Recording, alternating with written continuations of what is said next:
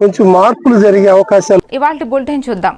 చింతలపూడి నియోజకవర్గం వికలాంగుల పెన్షన్ రద్దయిన వారు 40% పైగా వికలాంగ శాతం ఉన్న పక్షంలో తప్పనిసరిగా 15 రోజులలోపు మెడికల్ బోర్డుకు హాజరు కావాలని జిల్లా అధికారులు సూచించారు. హాజరు కావాల్సిన ఆసుపత్రి జీజీహెచ్ ఏలూరు.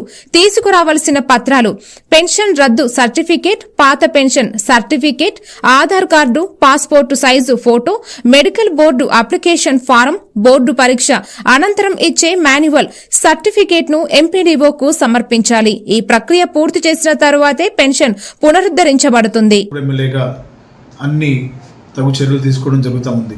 మరి క్రమంలో మనం చూస్తే గత వైసీపీ ప్రభుత్వంలో మరి కొన్ని అవకతవకలు జరిగాయి. అర్హులైన వాళ్ళకి రాకుండా మరి కొంతమంది అనర్హులకి రావడం జరిగింది. మరి ఈ విషయంలో అన్నీ కూడా ప్రభుత్వం పరిశీలించి అర్హులైన వారికి మరి వచ్చే విధంగా అంతా కూడా కృషి చేస్తూ ఉంది. మరి ఎవరికైతే పెన్షన్ వచ్చి దివ్యాంగుల పెన్షన్ వచ్చి రద్దయిందో వారు మరి రాబోయే 15 రోజుల్లో మీరు కొంత ప్రాసెస్ని ఫాలో అవ్వాల్సి వస్తుంది.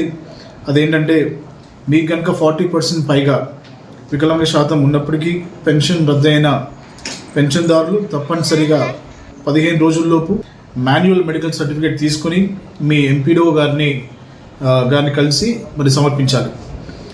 ముఖ్యంగా ఈ ప్రక్రియ పూర్తి చేసిన పక్షంలోనే మీ పెన్షన్ పునరుద్ధరణ కొనసాగింపు మరి సాధ్యమవుతుంది. కాబట్టి మరి ఎవరైతే మరి దివ్యాంగులు పెన్షన్ రద్దయిందో వారు ఎటువంటి ఆందోళన చెందకుండా మరి అనవసరమైన మాటలు మరి వినకుండా మీరు ఇప్పుడు నేను చెప్పిన పద్ధతిని ఫాలో అయితే తప్పకుండా మరి ఎక్కడైతే మరి తీసివేయడము లేదా తగ్గించడం చేశారో అవన్నీ కూడా మరి పరిష్కరించడానికి ఆస్కారం ఉంటుంది.